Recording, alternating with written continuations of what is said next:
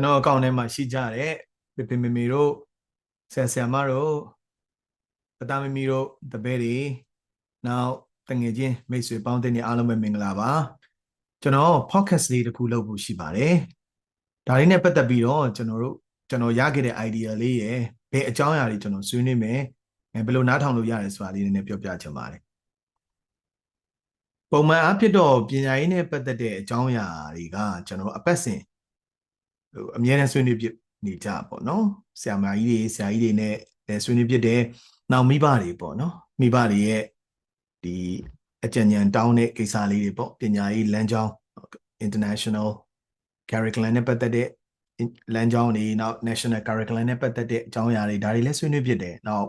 ကလေးတွေနဲ့ပတ်သက်တဲ့ဒီ behavior problem တွေ parenting နဲ့ပတ်သက်တဲ့အရာတွေ child development နဲ့ပတ်သက်တဲ့အရာတွေနောက်အင်္ဂလိပ်စာသင်ကြားရေးနဲ့ပတ်သက်တဲ့အရာတွေဒါတွေကတော့အပတ်စဉ်ကျွန်တော်တို့ကဆွေးနွေးဖြစ်တယ်discuss လုပ်ဖြစ်တယ် solution တွေပေးဖြစ်တယ်ပေါ့နော်အဲ့ဒီမှာကျွန်တော်ကဘယ်လို idea လေးတစ်ခုရလိုက်လဲဆိုတော့တချို့အကြောင်းအရာတွေကကျွန်တော်တို့ကြီးပဲသိတယ်ကျွန်တော်တို့ကြီးပဲဒါဒီကိစ္စလေးတွေကောင်းတယ်ဖော်နေကြတယ်နောက်တချို့မိဘတွေရဲ့ problem လေးတွေကအားလုံးနဲ့တည်တဲ့အားလုံးမှာကြုံတွေ့နေရတဲ့ပြဿနာလေးတွေပေါ့နော်နောက်ကျွန်တော်တို့ဆွေးနွေးတဲ့အကြောင်းအရာလေးတွေနောက်ဆရာကြီးတွေရဲ့ပြောတဲ့အတွေ့အကြုံတွေဗဟုသုတတွေဒါအားလုံးကကျွန်တော်တို့ဆွေးနွေးနေတဲ့လူလေးတွေပဲကျွန်တော်တို့ဒီ community လေးပဲသိတယ်ဆိုတာထက်ဒါအားလုံးသိတယ်တော်တော်များများကြဲကြဲပြန့်ပြန့်ဆွေးနွေးခွင့်ရမယ်ကြဲကြဲပြန့်ပြန့်နားထောင်နိုင်မယ်နောက်ပြီးတော့ဒါလေးကို record လေးလုပ်ထားနိုင်တယ်ဆိုရင်အကျိုးရှိမယ်ပေါ့နော်အကျိုးရှိမဲ့အရာလေးတစ်ခုဖြစ်လာမယ်ဆိုတဲ့ဟာလေးစဉ်းစားပြီးတော့ဒီတိုင်းဆွေးနွေးတဲ့အကြောင်းအရာတွေရောတချို့အကြောင်းအရာတွေအားလုံးသိတဲ့အကြောင်းအရာတွေကိုတော့ကျွန်တော်တို့ topic လေးတွေရွေးပြီးတော့ podcast အနေနဲ့ဆွေးနွေးပြီးတော့ record လေးယူထားလိုက်ရင်ပြန်ပြီးတော့သိကျင်တဲ့မိဘတွေဒီဟာကိုမေးကျင်နေတဲ့မိဘတွေအားလုံးလည်း solution လေးရသွားမယ်အဖြေလေးတစ်ခုရသွားနိုင်မယ်ဆိုတော့ idea လေးရလို့စလုပ်ဖြစ်တာပါဆွေးနွေးတဲ့နေရာမှာလည်းကျွန်တော်တို့ကပေါ့ပေါ့ပါပါနဲ့နားလည်လဲအောင်ဆွေးနွေးမယ်နောက်တစ်ခုကကျွန်တော်တို့ကအရှိတိုင်းပေါ့နော်ကျွန်တော်တို့ပညာရေးမှာကြုံတွေ့ရတဲ့အခက်အခဲတွေဆိုလဲအရှိတိုင်းကျွန်တော်တို့ပြုပြင်ရမယ့်အရာတွေဆိုလဲဒီပြုပြင်တဲ့အရာတွေအကြောင်းအရာတွေဆိုလဲဘယ်လိုပြုပြင်တဲ့ဆိုတဲ့ဟာကိုကျွန်တော်တို့ပေါ့ပေါ့ပါပါဆွေးနွေးသွားပါမယ်နောက်တစ်ခုကကျွန်တော်တို့ကပညာရေးနဲ့ပတ်သက်ပြီးတော့မိဘတွေရောကလေးတွေရောကstress တွေတော်တော်များကြတာပေါ့နော်ဒါနဲ့ပတ်သက်ပြီးတော့လည်းမလိုလားအပ်တဲ့ stress တွေကြောင့်ပညာသင်ကြားရေးကိုထိခိုက်တယ်နောက်ကလေးတွေနစ်နာမှုတွေရှိတယ်ပေါ့နော်ဥပမာဘယ်လိုဟာမျိုးလဲဆိုတခါတလေကြတော့ကျွန်တော်တို့ကဒီဘာသာရပ်တစ်ခုပေါ့နော်ဒါမှမဟုတ်ရင်ဒီသင်ကြားတဲ့နေရာမှာကျွန်တော် focus ကလောက်ရမယ် focus ဆိုမလောက်ဘဲနဲ့မလောက်ရမယ် focus ပေါ့နော်မလောက်ရမယ်အပေါ်မှာကျွန်တော်တို့အားစိုက်တဲ့ဒီကလေးကဒီဘာသာရပ်ပေါ်မှာချစ်မြတ်နိုးတဲ့စိတ်တွေကျွန်တော်တို့ပျောက်သွားတယ်။ဆံမွေးဖြည့်ဖို့အတွက်ပဲသူ့မှာလုံနေရတယ်။ဆံမွေးတူဖို့အတွက်ပဲလုံနေရတယ်။ဆံမွေးဖြည့်ပြီးတော့ဒီစာအုပ်ကိုပြက်ကိုထားလိုက်တော့တာပေါ့နော်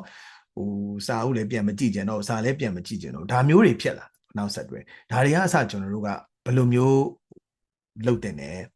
ဘယ်လိုမျိုးကျွန်တော်တို့ဆင်ကျင်တဲ့နဲ့ဒါလေးတွေကပညာရဲ့ဘာသာရပ်ပေါ်မှာချစ်လာအောင်ကျွန်တော်တို့ဆရာမတွေကဘယ်လိုသင်ကြားတဲ့နဲ့ပေါ့နော်ကျွန်တော်မိဘတွေကဘယ်လိုပံ့ပိုးတဲ့နဲ့ဒါလေးတွေအစကျွန်တော်တို့ကတော့ပွန့်ပွန့်လင်းလင်းနဲ့လွတ်လွတ်လပ်လပ်ဆွေးနွေးဖို့လိုတာပေါ့ဥပမာပြောမယ်ဆိုရင်ကျွန်တော်တို့ကကျောင်းတွေကလည်းကျွန်တော်တို့ result ကောင်းအောင်ဖိပြီးတော့သင်ပါပေါ့နော်အဲဆိုဒီ result ကလည်းကြော်ညာမှာဟုတ်မိဘတွေကလည်းဒီ result ကောင်းရင်ဂုဏ်ယူဝင်ကြားလုပ်လို့ပြလို့ရတာပေါ့နော်အဲ့လိုနဲ့ပဲကျောင်းကလည်းဖိမိဘကလည်းဖိဆိုတော့ဂျားထဲမှာကလေးတွေကတော့အဲ့နှစ်ခုဂျားထဲမှာ pressure တွေမိပြီးတော့သူကလည်းပြီးသွားပြီးတော့စာဆိုရင်တော်ပါပြီဒီဘာသာရပ်ဆိုရင်တော့မြဲဖြည့်ပြီးရင်ပြီးရောဆိုတဲ့ဟာမျိုးတွေဖြစ်ပြီးတော့ဆက်ပြီးတော့ further study ဆက်လုပ်ချင်တာတို့ဒီဘာသာရပ်နဲ့ပြပြီးကြဲပြန့်ပေါ့နော်ဒီ beyond the textbook ဒီ textbook တက်ကြော်ပြီးတော့တီးဖို့တွေပါတယ်အဲ့ဒါတွေဘာမှစိတ်ဝင်စားတော့ဒါတွေကကျွန်တော်တို့ကလေးတွေအတွက်ကောပညာရေးအတွက်ကောအတော်နစ်နာပါဒီကိစ္စလေးတွေကအစကျွန်တော်တို့ဘယ်လိုမျိုးတွေလုပ်တဲ့နေဆိုတဲ့ဟာလေးကျွန်တော်ဆွေးနွေးထားပါတယ်နောက်တစ်ခုကကျွန်တော်တို့ကအခုကပညာသင်ကြားခြင်းကရွေ့လာအရွေ့တစ်ခုရောက်လာ AI ခေတ်မှာတော်တော်ရွေ့လာကျွန်တော်တခါလဲပြောဖို့ရထင်ပါတယ်2 တန်းရွယ်ပေါ့နော်2 တန်းရွယ် ကလေးလေးကျွန်တော်ဟို level 2ပေါ့အင်္ဂလိပ်စာသင်တယ်ကျွန်တော်ဟိုစာလေးရေးခိုင်းမှလေးတွေစစ်မယ်ဆိုတော့ကလေးလေးကဟာ teacher Terry စစ်စရာမလိုတော့ဘူးပေါ့နော်သူအကုန်မှန်တယ်ဟာအကုန်မှန်တယ်ဆိုတာဘယ်လိုသိလဲဒါ AI ကိုစစ်ခိုင်းပြီးသွားပြီဆိုတဲ့ဟာမျိုးပေါ့နော်ဒါ AI ကိုစစ်ခိုင်းပြီးသွားပြီဆိုဟိုစစ်လိုက်တော့လေတကယ်အဖြေတဲ့အကုန်မှန်တယ်ဆိုတော့ဒီလို2 တန်းပေါ့နော်2 တန်းအရွယ်ကလေးပေါ့ဟိုရှိမယ်ဆိုရင်9 နှစ်ပေါ့နော်9 နှစ်10 နှစ်ရွယ်ကလေးတွေက AI ကိုကောင်းကောင်းသုံးနိုင်နေပြီဟိုအားလုံးဒီတခုခုဆို AI ကိုမေးတတ်နေပြီ AI နဲ့ဆင့်တက်နေပြီဆိုတော့အဲ့ဒီပုံမှာကျွန်တော်တို့ဆရာမတွေကဘယ်လိုသွားမလဲဒီ AI ကိုကလေးတွေကိုမသုံးနဲ့ပြောလို့လည်းမရဘူး AI ကိုကလေးတွေမှန်မှန်ကန်ကန်သုံးသပ်အောင်ကျွန်တော်တို့ဆရာမတွေရောဒီ AI ကိုသုံးပြီးတော့ဟိုသင်ကြားရေးလမ်းကြောင်းကိုဘယ်လိုချက်ထွင်မလဲပို့ပြီးတော့ထိရောက်တဲ့သင်ကြားရေးတွေဘယ်လိုလုပ်မလဲဆိုတဲ့အဲ့ဒါလေးတွေကိုလည်းကျွန်တော်ဆွေးနွေးထားပါတယ်ဆိုတော့ဒါလေးတွေကိုဟိုအဓိကကျွန်တော်တို့ဦးစားပေးပြီးတော့သွားပါမယ်။နောက်ပညာရေးလမ်းကြောင်းပေါ့နော်ပညာရေးလမ်းကြောင်းကိုလည်းကိုယ်နဲ့တင့်တော်တဲ့ပညာရေးလမ်းကြောင်းကိုဟိုရှာဖွေတတ်ဖို့လည်းလိုတယ်ပေါ့နော်။နောက်ဝင်တော့ဖေဖေမေတို့ကဟိုလမ်းကြောင်းပြောင်းသွားလိုက်ဒီလမ်းကြောင်းသွားလိုက်ဟိုကြောင်းပြောင်းလိုက်ဒီကြောင်းပြောင်းလိုက်ဟို curriculum ကိုလိုက်ဒီ curriculum ကိုလိုက်နေအဓိကတော့ကိုယ်ကလေးတွေပဲနစ်နာတာပေါ့နော်။အဲ့ဒီအတွက်ကြောင့်ကျွန်တော်တို့ကပြီးတဲ့အကြောင်းအရာလေးတွေကိုသိထားလိုက်မယ်ဆိုရင်တော့ဘယ်လိုလမ်းကြောင်းပေါ်ကိုဘယ်လိုမှတ်မှတ်ကန်ကန်ကလေးတွေအတွက်ရွေးချယ်နိုင်မယ်ဆိုတဲ့ဟာလေးလည်းစဉ်းစားမိတာပေါ့နော်ဒါလေးတွေကိုအဓိကဆွေးနွေးပါမယ်ဆိုတော့ဖေဖေတို့အနေနဲ့လည်းနောက်ထပ်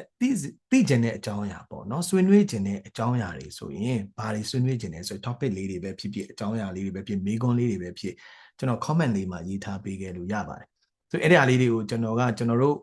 ရဲ့နယ်ပယ်ထဲမှာရှိတယ်ကျွန်တော်နယ်ပယ်ထဲမှာရှိတဲ့အကြောင်းအရာတွေဆိုရင်ကျွန်တော်တို့ဆွေးနွေးပေးပြီးတော့ကျွန်တော်တို့နယ်ပယ်အပြင်ဘက်ကเนาะကျွန်တော်တို့ဆိုဆရာကြီးတွေเนาะ expert တွေ